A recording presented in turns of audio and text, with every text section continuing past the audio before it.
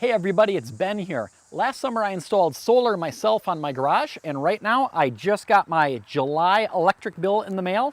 Let's go inside, open it up, and see how much money I saved. So here's my electric bill, and let's open this up. And I think I'll go straight to the bottom line.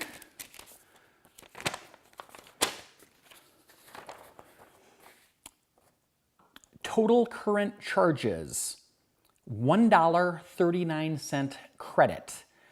So I gotta say I'm actually a little disappointed.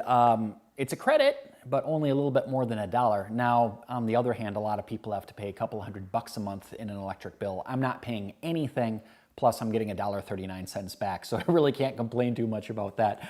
But I do know that in this last billing cycle, it was pretty hot out, and we were running our central air conditioning quite a bit of the time.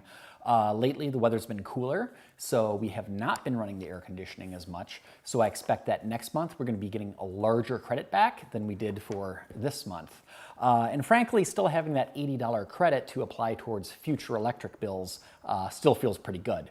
I know next month we'll still be getting a credit. After that, we'll see. It kind of starts depending on the weather.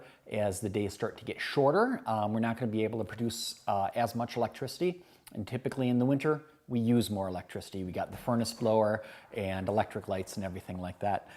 So still, I'm feeling pretty good about that $80 credit. And until next time, stay charged up. Electric bills are cool. Because sometimes if you make much money, you'll get some money back from that.